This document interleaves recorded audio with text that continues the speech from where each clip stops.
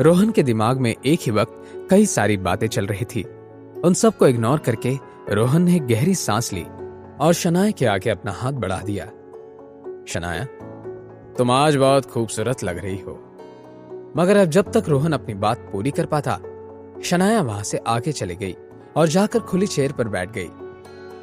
रोहन को शनाया के इस बर्ताव से कोई फर्क नहीं पड़ा था और वो पीछे पीछे पलटकर उससे बात करने की कोशिश करने लगा। लेकिन तभी रोहन की आंखें खुली की खुली रह गई। जैसे ही रोहन ने शनाया की तरफ देखा, उसने अपने कदम आगे बढ़ा दिए। रोहन ने इससे पहले रूपल के मुंह से सिर्फ एक बार शनाया के नाम का जिक्र सुना था, लेकिन आज जब उसने शनाया की खूबसूरती को इतने गौर से देखा तो रोहन की आंखें चमकने लगी। वो मन ही मन में बोला, क्या मैं कोई सपना देख रहा हूं? मैंने तो मिस शनाया को बस आहान से बदला लेने के लिए इस सब में इन्वॉल्व किया था, लेकिन ये किसी एंजल से कम नहीं है। क्या इतनी खूबसूरत बीवी होने के बाद भी आहान किसी और लड़की को कैसे देख सकता है? अगर रूपल ने मुझे धोखा ना दिया होता तो मैं कभी मिस शनाया जैसी एंजल से नहीं मिल पाता। जहां एक तरफ शनाया को देखने के बाद रोहन कोहली के दिल में लड्डू फूट रहे थे, शनाया के दिमाग में तो कुछ और ही चल रहा था। ये लड़का इतना ठीक कैसे हो सकता है? शनाया, तुम आज बहुत खूबसूरत लग रही हो। मगर जब तक रोहन अपनी बात पूरी कर पाता, शनाया वहां से आगे चली गई और जाकर खाली चेयर पर बैठ गई। लेकिन तभी रोहन की आंखें खुली की खुली रह गई। उसने हकलाते हुए कहा, आहान, तुम यहां क्या कर रहे हो? जब दरवाजा खुला था, रोहन ने सिर्फ शनाया को ही देखा था, इसलिए उसने एकदम से आहान को यहां देखकर अजीब महसूस किया।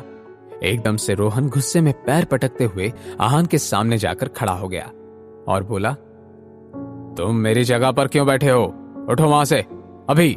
रोहन जब उसकी तरफ घूर घूर कर देख रहा था, आहान ने कोई परवाह किए बगैर जवाब के बदले उल्टा सवाल कर दिया, क्या इस कुर्सी पर तुम्हारा नाम लिखा हुआ है रोहन? तुम?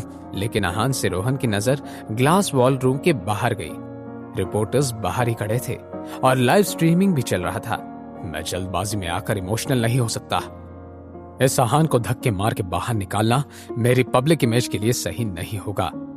दूसरी तरफ जब ये लाइव स्ट्रीमिंग हो रहा था, लोगों ने लगातार कमेंट्स करना शुरू किए, ये आदमी कितने मोटी चमड़ी का है, शर्म नाम की चीज तो इसमें कोई है ही नहीं। रोहन ने फिर चुटकी बजाकर एक अजीब सी स्माइल के साथ शनाया और आहान को देखा। जैसे ही चुटकी बजी, कुछ वेटर्स ग्लास वॉल रूम के अंदर तरह तरह की लजीज डिशेस लेकर आ गए। वेटर्स ने एक एक करके सारी डिशेस टेबल पर रख दी। उसके बाद एक वेटर अपने हाथ में एक रेड वाइन की बोतल लेकर आया। उस वेटर ने हाथ में पकड़ी वाइन की बोतल से सर्व करने के बाद एक ग्लास शनाया के आगे रखा और दूसरा ग्लास रोहन कोहली के सामने बढ़ा दिया। रोहन ने सामने रखा वाइन का ग्लास हाथ में पकड़ते हुए आहान से कहा, आहान, क्या तुम्हें पता है ये कौन सी वाइन है? मुझे नहीं पता। रोहन को आहान से इसी जवाब की उम्मीद थी।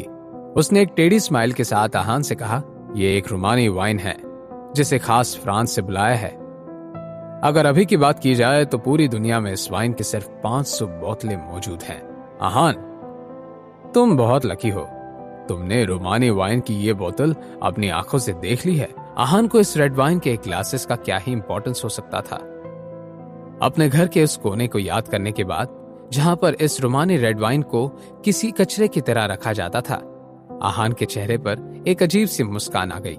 जब रोहन कोहली ने देखा कि आहान बहुत ही शांत बैठा हुआ था, उसने कुछ सोचा, उससे सवाल करते हुए पूछा, आहान, क्या तुम जानते हो कि मैंने वेटर को तुम्हें ये रोमानी वाइन देने से मना क्यों किया? आहान ने एक नॉर्मल सी स्माइल के साथ रोहन को जवाब दिया, क्योंकि तुम्हें डर था कि तुम्हारी एक्सपेंसिव और रेयर रोमानी वाइन का एक ग्लास वेस्ट हो जाएगा, है ना? एग्जैक्टली। ये वाइन उन्हीं लोगों के लिए होती है जिन्हें उसकी कदर होती है, उसका नॉलेज होता है। रोमानी वाइन तो दूर की बात है, तुम तो एक नॉर्मल सी वाइन भी अफोर्ड नहीं कर सकते, तो जाहिर सी बात है कि तुम्हें वाइन का क्या ही पता होगा। मगर जब शनाया ने देखा कि रोहन कोहली को अपने फैमिली से पैसे और रुतबे का इतना घमंड था, तो वो गुस्सा हो गई। शनाया ने एक नजर शांति से बैठे आहान को देखा और अपने दांत पीसते हुए मन ही मन में बोली, ये अमीर खानदान का बिगड़ा हुआ लड़का अपने आप को क्या समझ रहा है? अगर इसके फैमिली के पास थोड़े ज्यादा पैसे आ गए हैं तो इसका क्या मतलब है कि ये किसी की ऐसी बेइज्जती करेगा?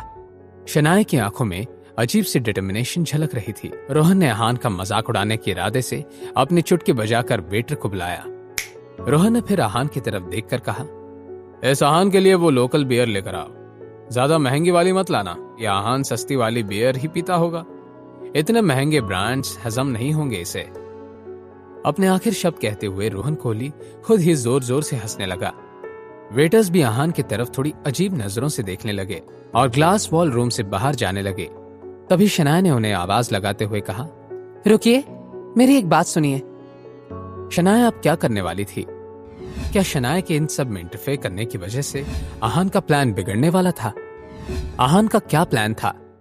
जानने के लिए देखिए अगला एपिसोड सिर्फ पॉकेट एफएम के यूट्यूब चैनल पर, और सीक्रेट अबीरजादा के सारे एपिसोड्स को सुनने के लिए डिस्क्रिप्शन में दी हुई लिंक से डाउनलोड कीजिए पॉकेट एफएम ऐप।